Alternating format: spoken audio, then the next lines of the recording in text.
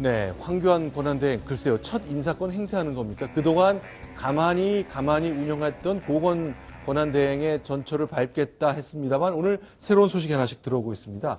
먼저 좀 질문 드리고 싶은데, 자, 경제부총리는 유일호 부총리가 유임될 가능성이 거론된 거죠?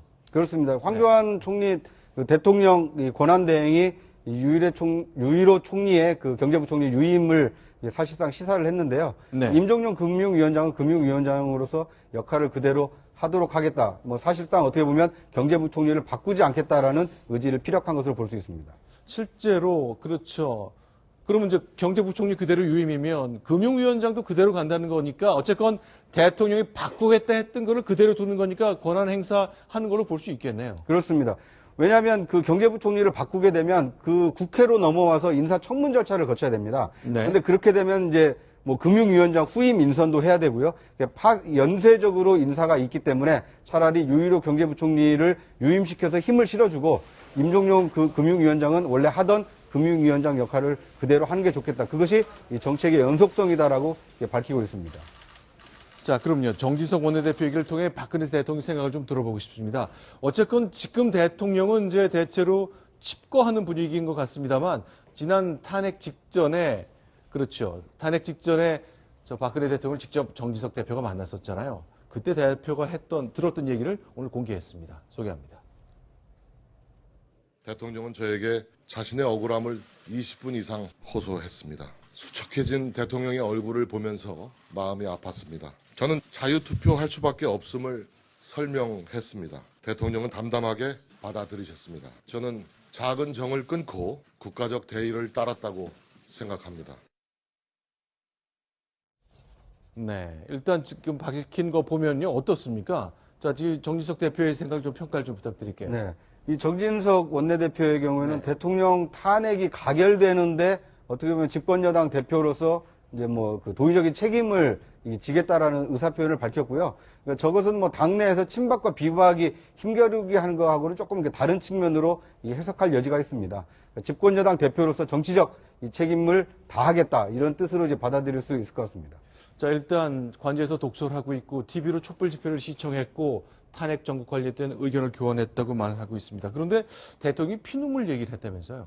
9일날 국무위원회 자리에서 피눈물 낸다는 게 무슨 말인가 했는데 이제 알겠다라는 얘기를 하고 있으면서 저 말의 의미에 대해서도 또 여러 가지 얘기들이 나오고 있는 상황인데요. 네. 아마도 본인이 가장 믿고 의지했던 그리고 어떻게 보면 그렇게 국정을 농단한다는 정도로 보기보다는 개인적인 친분으로만 알고 있었던 최순실에 대한 배신감 이런 것들이 더 클 것 같고 아직도 지금 탄핵이 가결이 된 상황에 대해서 이제 사익을 추구한 바가 없고 국민을 위해서 한 사업이었다라는 입장은 동일하지 않습니까? 그런 의미에서 이제 이 어려움에 처한 상황 자체가 피눈물이라는 아마 단어로 표현이 된 것으로 보입니다. 네.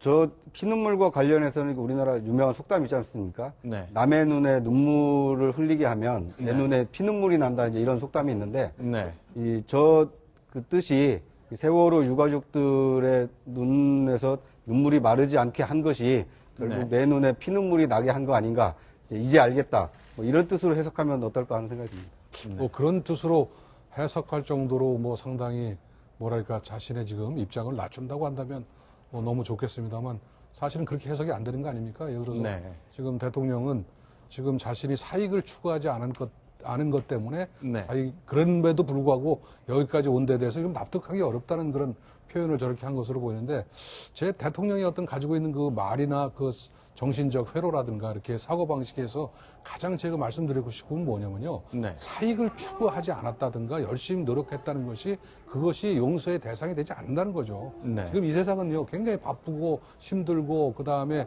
빨리 변하기 때문에 열심히 노력하는 거 가지고는 안 되고 열심히 노력도 해야 되지만 성공도 해야 됩니다. 네. 그 다음에 사익을 추구하지 않았다는 것만 가지고는 안 되고 제가 볼 때는 사익을 추구하지 않았을 뿐만 아니라 또는 그것을 통해서 성공한 국정을 네. 이뤄야 되는 의무가 있는 게 대통령입니다. 그러니까 어떤 필부 필람처럼 그 레벨을 낮은 걸 가지고 자꾸 말씀을 하시니까 국민들이 볼 때 아니 대통령한테 우리가 사익을 추구하지 말라는 것은 너무 당연한 것이고 네. 그것을 넘어서 국정을 성공을 원했던 것인데 대통령은 왜 그런 말씀을 하실까 하는 그런 실망감 같은 게 있는 거죠. 예. 그러니까 이제 한순간도 그 사익을 추구한 적이 없고 그 작은 사심도 가진 적이 없다. 이게 3차 담화에 나오는 말인데요. 네. 이건 이제 억울함의 표시고 그리고 이제 이 권력자가 되면요. 권력에도 중독이 됩니다. 이게 네. 말이에요. 우리가 술에 취하면 이제 한나절 자고 일어나면 깨요. 근데 네. 권력에 취하면 이 약이 없습니다. 네. 정말 이게 독한 게 권력이 취하는 거거든요. 권력 중독의 최종 단계가 뭐냐면 잘못을 해놓고도 어떠한 죄책감과 죄의식도 못 느끼게 되는 그 네. 죄에 대한 불감증이거든요. 네. 참 안타깝습니다. 예. 자, 그러면요. 박근혜 대통령과 함께 했던 사람, 뭐 많은 사람들이 대통령 곁에 있다가 떠나기도 하고 곁에서 대통령을 옹위합니다만 최외출 영남대 교수라는 분이 있습니다. 기억하시겠습니까? 자, 영상 저희가 준비한 거 먼저 보시면서 말씀을 나눴으면 좋겠는데요. 자, 최외출 영남대 교수의 모습 보시면 아, 이 사람일까 싶으실 것 같네요. 자, 구장체. 네. 이제 대학을 그만뒀죠. 네, 영남대 새마을 국제개발학과 교수고요. 이 새마을 장학금 1기생입니다. 또 이 박정희 정책 새마을 대학원장을 역임했습니다. 그러니까 이분은 그 2012년 대선 때인데요. 당시 박근혜 대선 선대위에 이 기획조정특보를 역임을 했습니다. 네. 그러니까 기획조정특보는 어떤 역할이냐면요. 각 그 부서 본부에서 이 대선 전략과 대선 선거운동을 하는 것을 이 그 헤드쿼터처럼 조율하는 역할입니다. 그러니까 새마을 장학금 1기생에 박정희 새마을 정책을 홍보하는 대학 원장도 지내고 대통령과 5인 공부 모임도 했고 대선 캠프에서 일했고 그러니까 대통령 곁에서 끝까지 대통령을 보좌해야 할 모든 조건을 갖고 있지만 공직을 한 번도 맡은 적이 없죠. 그렇습니다. 이게 공개적인 공직은 맞지 않았지만 네. 이 새누리당이라든지 이런 여권에서는 이 그림자 실세다, 이 그림자 비서실장이다 이런 얘기가 나올 정도로 이 막후에서 상당한 역할을 한 것으로 알려졌습니다.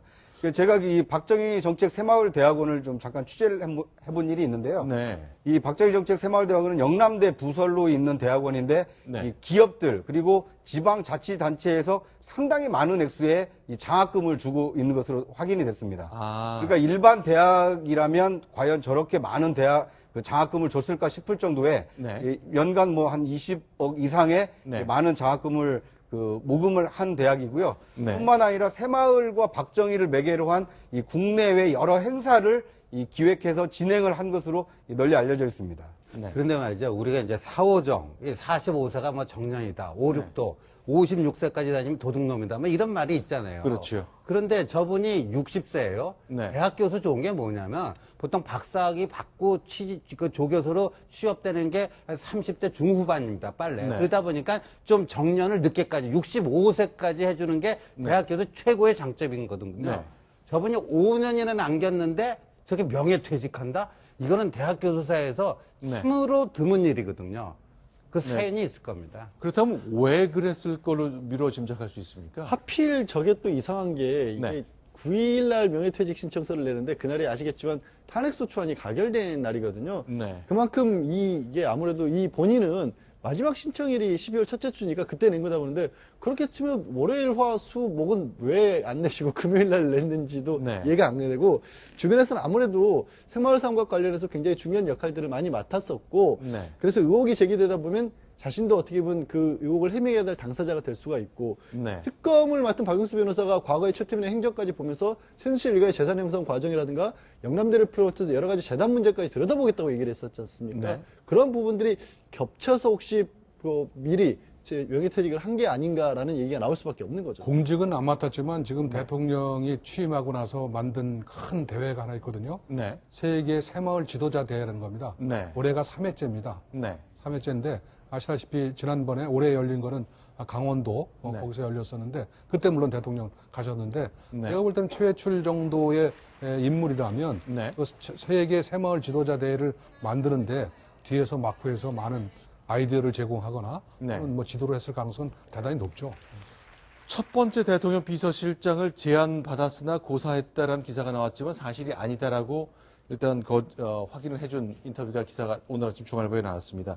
어쨌건 최외출이라는 대통령과 오랜 인연을 맺었던 한 참모가 정년을 5년 앞두고 대학에서 명예퇴직했다. 그런 소식이 막 들어온 것까지 정리해봤습니다.